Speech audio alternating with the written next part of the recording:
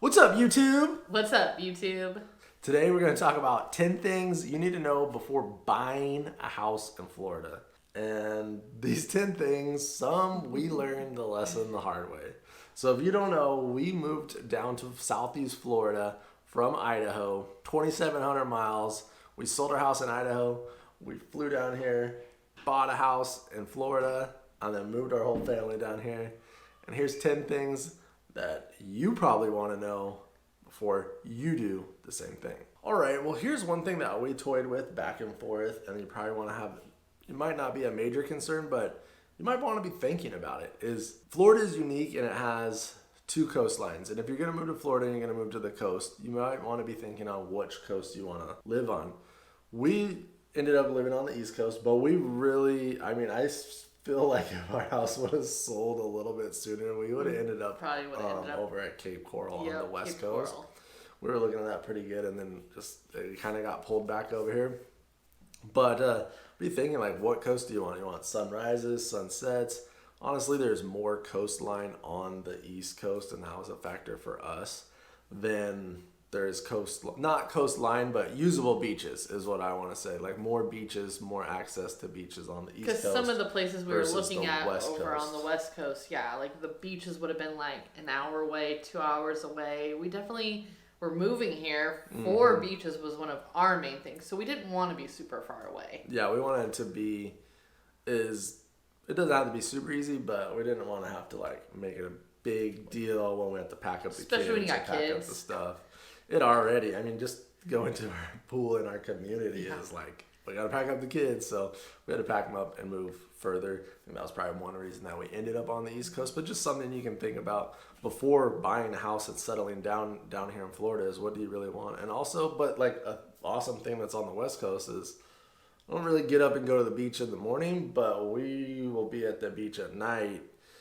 And the sun will go down, and I bet those sunsets on the beach are amazing. Yeah, and that's like one thing that we'll have another video out where we talk about why East Coast versus West Coast, and that's definitely, my heart is on that beach sunset. All right, so number 9 on our list is that springtime is a lot harder to buy, to even find a house and get an accepted offer in than other seasons. Absolutely. We're actually going through this right now. I did real estate in Idaho, and it's the same. It's springtime just in general is a busy time in the real estate market, and Florida is the #1 state that everyone's moving to. So now that we're getting into springtime, it's just getting disgusting out there in the real estate market. It's harder to buy houses, way more competition, cash offers. Just in the last 7 days, we're looking at houses, not for us. We have someone that's moving down here, and we're working with them in Idaho and the realtor down here. We're helping facilitate the deal. We put multiple offers in. Every house was a multiple offer situation, and we've been beat out, and we're having to do whatever. And the springtime hurt in real estate is real, and that's just something to think about if you're moving down to Florida and going to buy a house. Versus we bought our house in fall, and it was, even we sold our other house in the fall time too, and it was slower because last spring was crazy too in Idaho, and it was the same stuff that's going on now down here in Florida. If you don't know, Idaho blew up and it's super expensive too. That's one reason we left. But so we sold it in fall time. We had more days on the market, and when we came down here, we flew down here for like a 4 or 5 days, and we were able to secure a property and buy our house, get our offer in, get it accepted, have the inspection, go through all that. In that time frame, we're already right now, I'm seeing in this real estate market, that's not the case. You're fighting for multiple offers and stuff, and it's just that springtime. Everybody, the holidays are over, the warm weather's coming everywhere, everybody's getting antsy, they're going to start moving, school's going to be out, the kids are going to be out of school, so it's a good time to start moving before the summertime vacations and all that, and then summertime rolls into fall time, school starts, and a lot of families don't want to be moving, and then wintertime, all the holidays, it gets cold, people don't want to move in the cold as much, and then back to springtime and see how that works out. So right now it's spring. Springtime might not be the best time, but you have to figure out what's the best time for you. Just something to think about. You might have some more competition, and Florida is pretty awesome, and a lot of people are moving down here right now. All right, so the next thing we want to talk about, you got that accepted offer, you're moving on with your house, and you need to have your inspection done. So when dealing with real estate in Idaho and inspections there, it was pretty straightforward. You didn't have to have any special inspections here, but in Florida's different for almost everything. You have to have a wind mitigation inspection. That's like the most, like, that's the one the insurance companies need, which we're going to touch on that in just a second, to get you your homeowner's insurance so you can get the discounts in it so you're not paying $5,000 a year. Yeah, they give you Looking like at you, USAA, that's why we're not with USA anymore.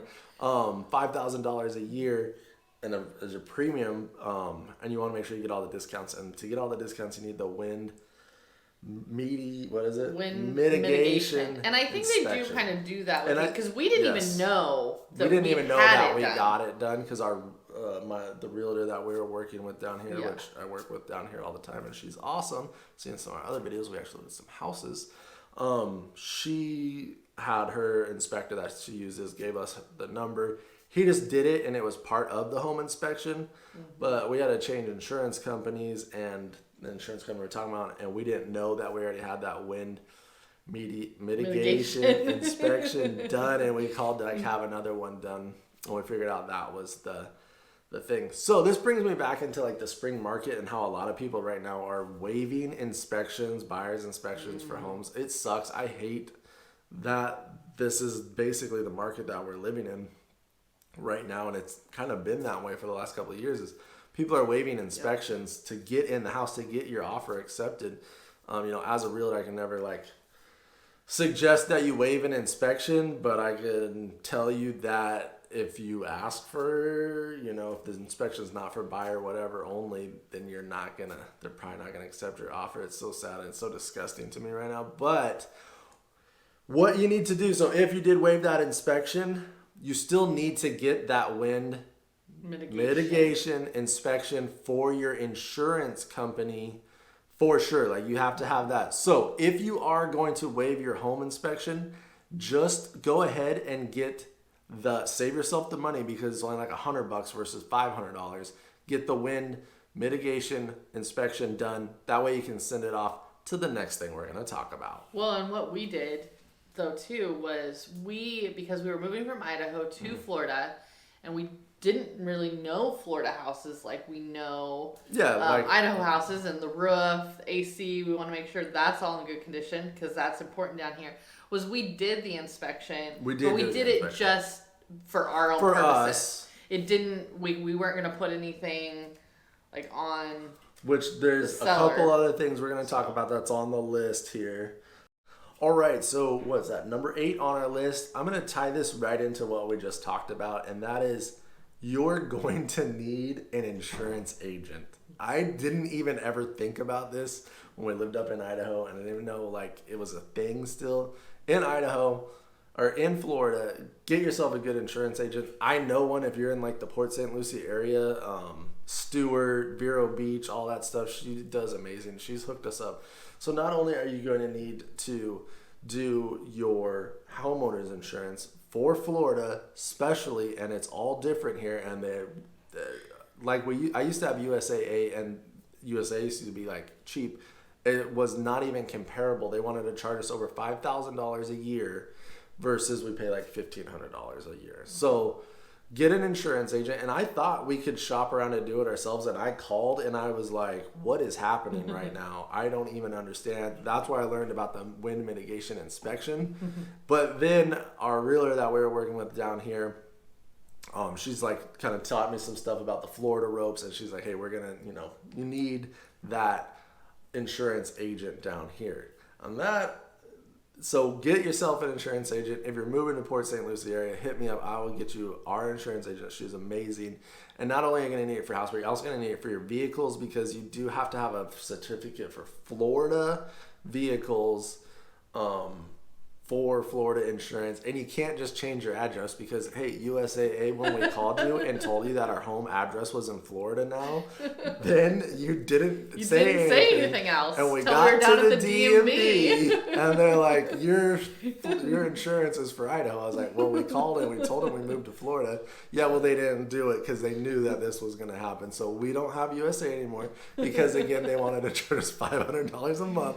So we called our insurance agent, and she hooked it up and shopped around for us. But you would just be surprised at how much stuff is a little bit different and a little bit workaround than all right, so number 7, get yourself an insurance agent, and that's gonna go right in to our number 6. Rochelle?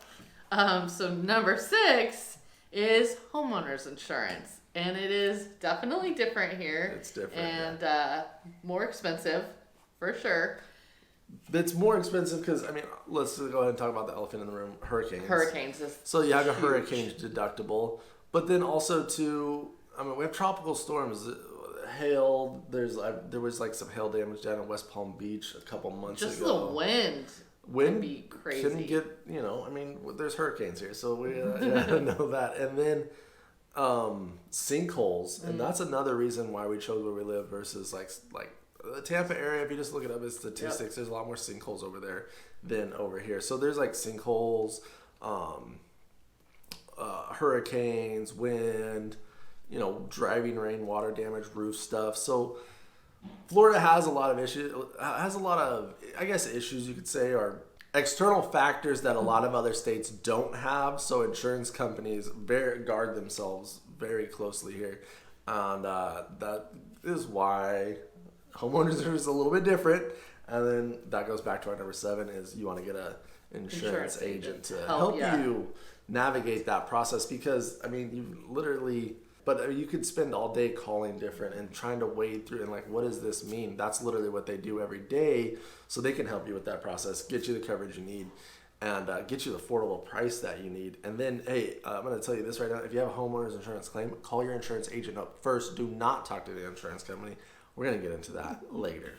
All right, so number 5 on our list, and this is kind of going in with that home inspection and all that stuff and insurance and all that, is one reason you might, even if we have to waive the home inspection as a way out of the contract, if something comes up and we're going to say for buyers information only, one reason you might want to do it is because the roof and the AC are like, I mean, you live in Florida, your roof and your AC, those are major components of your house that you want to make sure are working.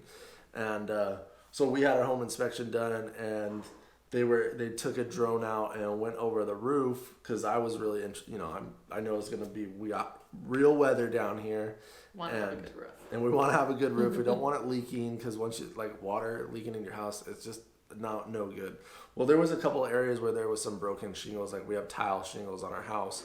There was a couple areas that were broken, and we were able to get a roofing company that was able to patch it up for like $950 or whatever it was, and stop any water from getting in, fix any broken tiles that were on the roof, and just give us a peace of mind moving in. We're moving our family. We moved 2,700 miles across country from all of our family in Idaho. We left them to come down here to move to Florida, so I didn't want to come down here and have like a leaking roof. You all seen that movie Money Pit, dude? I didn't want with Tom Hanks. I didn't want that to happen. So we had the homeowners insurance or home inspection done, and then a couple roof tiles were broken, so we made sure and took care of those first. I'd say your roof and your AC, you want to make sure that stuff's on point, and it's hot and humid down here. Surprise! And I have heard, I don't know, I mean, our house is, 20 years old? 20 years old, yeah. But I've heard some people who have experienced it having higher insurance rates if their roof is older than 15 years old. So if it's not getting replaced every so often, that can happen too. So just something to think about, know about. Yeah, we didn't have that experience where insurance wasn't more because of that. But our roof's a clay roof, tile roof. So those kind of stand.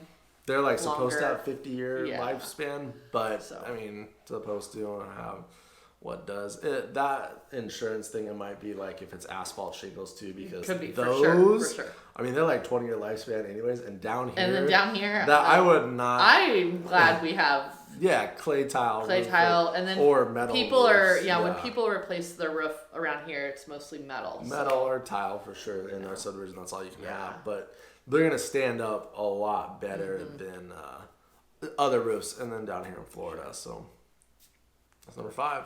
Let's go to number 4. Rochelle, what is number 4?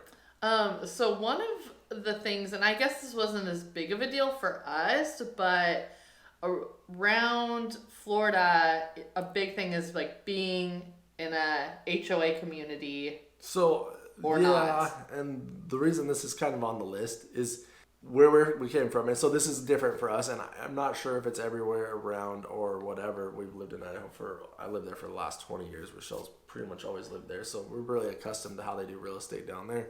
But so the planned subdivisions down there are a lot more like tract houses, the sense, and they're not necessarily a gated community. So what I've noticed down here, and where we live at especially, is like if you're in a subdivision, it's like got higher HOAs, you get more for it, and it's probably gated.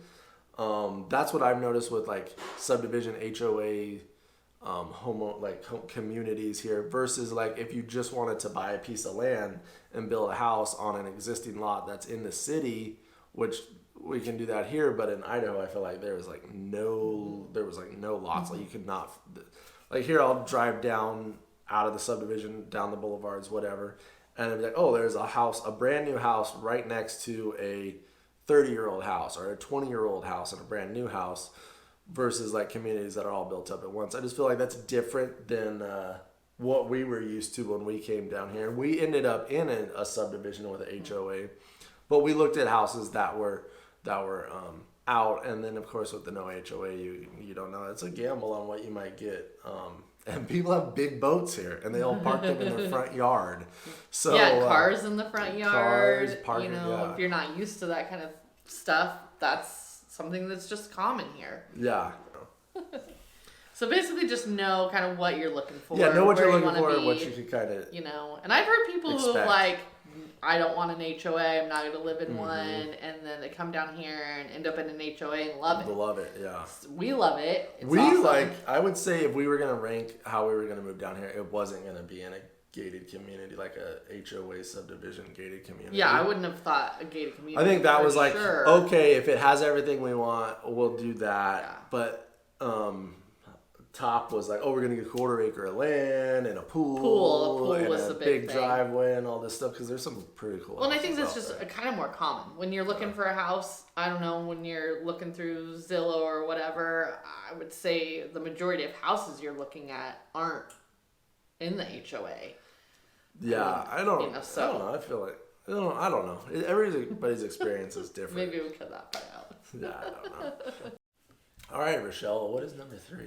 So number 3, this was something we kind of learned about through doing research. And so one thing we were looking at when we looked at descriptions and stuff like that, the year of the house. Yeah, so like counties. The early 2000 houses right before the last housing crash, like so like the 2003 to 2006 or whatever it is. There was imported bad drywall. Now Lee County has. That's what I was gonna say. Over on the Gulf. Yeah, Coast, so Lee right? County, and that was Cape Coral. Was like one of the counties that we found that had like the most problems with it, and it supposedly you have to disclose it. So if you're on Zillow or Redfin or Trulia or Realtor.com, or you have your realtor sitting your listings, and you ever see a listing that's like probably too good to be true, and they're like, oh, it has to be cash, and they don't necessarily. It's built in like 2004, and they're like cash only. See, what do they say? See description for the realtor. It's in the realtor notes. Probably it's either one or two things. If it's in the Tampa area, Spring Hill is pretty cheap, and everybody looks there. The Tampa area, it's probably a sinkhole. And if it's in Lehigh Acres, Fort Myers, Cape Coral, like that Lee County, it's probably bad drywall. So that was like, I actually was like. Sleepless nights. I was like, we're gonna move across the country and we're gonna get bad drywall. But so we try to look for all the different signs and supposedly a lot of it's been remedied, but gosh, if you have to do all that, if you have to do all that's terrifying. They do say, so if you do a walk through the house, like come down before you move here and go through the house, they do say it can smell like rotten sulfur eggs. or rotten eggs. Yeah. But at the same time, I don't know. I've never experienced I think it. Though there have been houses, But people live there. People live Yeah. there today, and they're going to sell them. And I mean, they either know and have to disclose it, or, I mean, God forbid they don't disclose it, which people don't disclose stuff. Just FYI. So just look it up. Look up bad drywall. Do your research. You're here Canadian listening to this. drywall? No, it came from China. It was imported from China. I thought it was called something. Poor Canada. No, it was imported from China in like the early 2000s. So just anyway. that was actually one reason that we because it was kind of because a lot of the houses I was looking at that are in that year range, and I'm like, well, I don't know. And I mean, obviously, we were gonna come down here. We were gonna look at houses first, and we were gonna have an inspection. So hopefully that would have been caught, but we didn't want to get in a situation where that would get caught. Well, for a homeowner's inspection, they can't.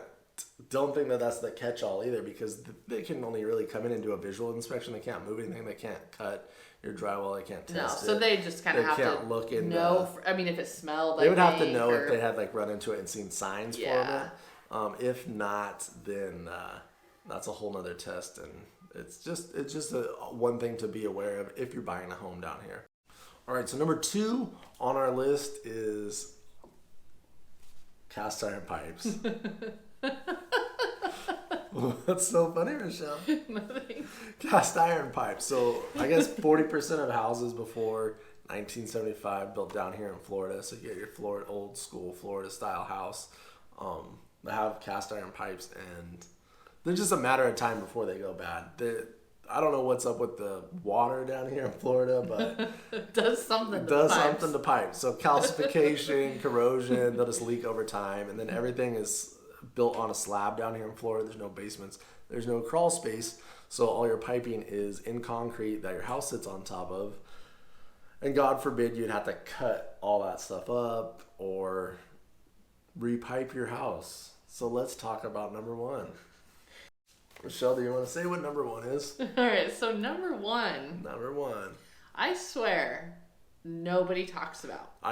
Nobody. Yeah. We watched a lot of stuff. We researched a lot of stuff for months, and never heard anything. We heard about the drywall. We heard about the iron piping. But we did not hear about our number 1. Number 1. Which is copper. Copper piping. So after cast iron piping, they went to copper piping because it's more expensive and takes a lot more labor to put in. Why wouldn't you do that? So our house was built in 2004. And in 2004, they were still building with copper pipes on slab-on-grade houses where copper pipes are in the thing. This Florida water chemistry just corrodes and eats away that copper. So, like every house in our subdivision has a plumber truck out there at some point. All the time.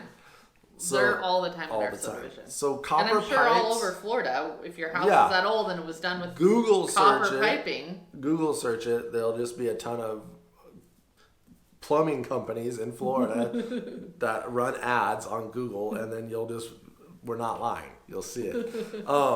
So copper piping, if you have like the early 2000s houses. Now, and I think a reason why we see a lot of like houses, the early 2000s, they pop up a lot because that was the last building boom was the early 2000s. A lot of these subdivisions got put in, and then we had that recession, and then we're starting to build back. Then certain things happened that made materials, so we're not like new construction is hard right now. So in Florida, like new construction is year out, and then the cost of materials, good luck, because the price of the house is going to change because the trusses, fuel's going up.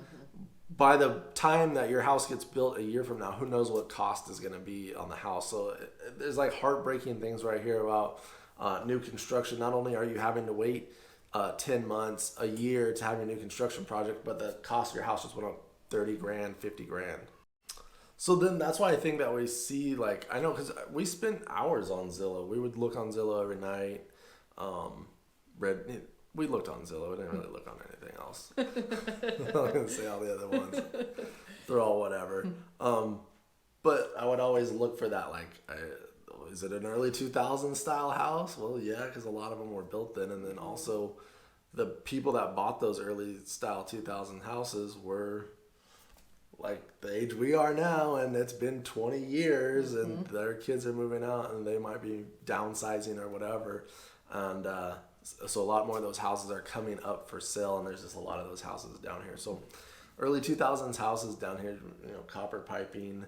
They say it's like a bad batch in this area, but if you look at it, I think a lot of just the copper piping down here in Florida with the water chemistry doesn't do well. And so I'll tell you a little story about us moving to Florida. So we closed on our house on a Friday, and then on a Sunday we found out that our copper piping was bad in our house. We had to repipe our entire house. Well, we chose to repipe we didn't have to, but as soon as we had your water heater area, so which it was where we starts first on the noticed. hot water side of the water heater, and the pipe had corroded so badly that it was sweating in our wall, and the drywall was soft to the touch and just come right out. Yeah. So it started there, and so they say you can just replace with one area at a time, but one area at a time costs a lot of money. Yeah. You'll save a ton of money just repiping your house if you run into than this just issue, doing one at a time. So, and I do think from your experience that's kind of what people do around here, though. Yeah, is kind of do one area at a time. What she's talking about. So I've looked at 2 other houses for sale in this area, and both houses have had the hot water side copper pipe replaced and looped back in another place. They didn't have the entire house repiped, but they had that one house because that's the first area it starts to go. It's something about that heated up water in that copper piping where it corrodes it, and it will start leaking, and it'll leak inside your drywall, and then it goes down into your slab. So the nightmare thing of this is the pipes go down into the slab, they corrode in the slab, and the water just runs underneath your slab. Water is expensive down here in Florida too, so your water is expensive everywhere. It's expensive. Yeah, it's not too much. So you don't want your water just constantly running.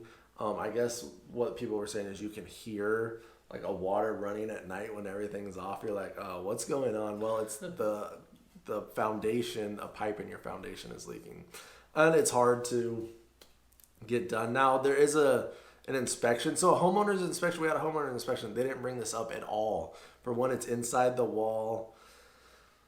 And 2, they can't get inside the drywall, and they don't pressure test the pipes on a homeowner's inspection. You have to have a special inspection done by a plumber, and that is definitely something you can do. If you're moving down here and need a plumber, hit me up, because I know some people that do amazing work, because I've seen some of these other repipe jobs in the other houses, and they're not even close to as nice as the stuff that they did in this house. Well, and when then we had it repiped. Our island too was a big whole, how are we gonna do that? So I would say, luckily too, our plumber knew what they were doing, and how to do it, so that we didn't have to tear up tile or come through the roof and build a weird.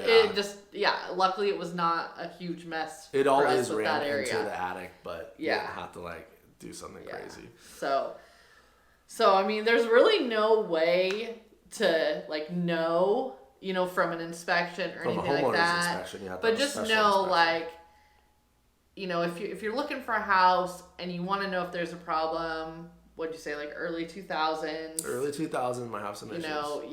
If you can find out if it has copper piping, most likely it's not going to be in good shape. You're going to want to, at some point, or at least know that can be an issue in the future. Yeah. If it isn't leaking now, that's awesome, and maybe it will never leak while you own that property, and that would be awesome.